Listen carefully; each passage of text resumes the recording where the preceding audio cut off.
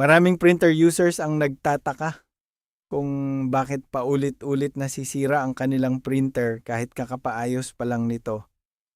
Minsan ilang linggo lang pagkatapos ng repair ay may bago na namang problema. Dahil dito, napipilitan silang bumalik sa repair shop at gumastos na naman. Ngunit may isang bagay na hindi alam ng maraming users tungkol sa printers. Karamihan sa mga consumer printers ay may tinatawag na designed lifespan. Halimbawa, ang isang entry-level ink tank printer tulad ng Epson L120 ay kadalasang dinisenyo para tumagal ng humigit kumulang 2 taon o mga 20,000 printed pages sa normal na paggamit. Ibig sabihin, kapag lumampas na ang printer sa ganitong threshold, nagsisimula ng maubos ang buhay ng mga internal parts nito. Hindi lang iisang bahagi ang tumatanda sa loob ng printer.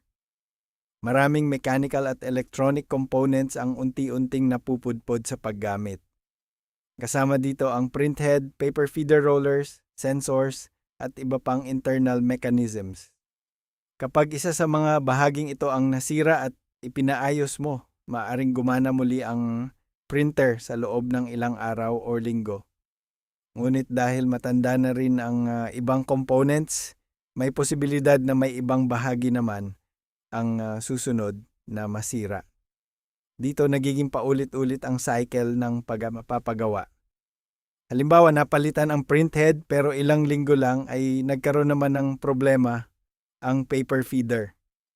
Sa ibang pagkakataon, ang ipinalit na piyesa ay hindi rin laging brand new. Minsan ito ay refurbished o galing sa ibang lumang printer.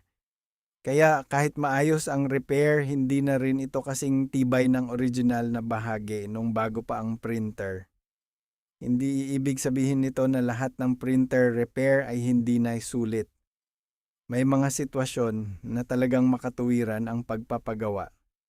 Halimbawa, kung bago pa ang printer at wala pa sa expected lifespan nito, o kung may aksidenteng nangyari tulad ng pagkabagsak, naputol na hose, o ibang physical damage.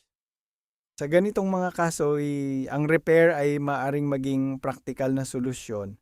Ngunit kung ang printer ay matagal na ginagamit at paulit-ulit na ang sira, mahalagang isaalang-alang ang kabuang gastos. Minsan, mas makakatipid ka sa pangmatagalan kung bibili na lang ng bagong printer kaysa gumastos ng paulit-ulit sa repair. Ang layunin ng video na ito ay hindi para siraan ang mga printer technicians. Marami sa kanila ang gumagawa ng tapat na trabaho. Ngunit mahalaga rin na maging aware ang mga printer users sa natural na lifespan ng kanilang kagamitan. Kapag alam mo ang limitasyon ng iyong printer, mas makakagawa ka ng mas matalinong desisyon kung kailan ipaayos at kung kailan mas praktikal nang bumili ng bago. Sa huli, ang kaalaman ang pinakamagandang paraan para makatipid ng pera, oras, at stress. Kung ikaw ay gumagamit ng printer sa bahay o sa negosyo, tandaan na tulad ng ibang electronic devices, may hangganan din ang buhay ng isang printer.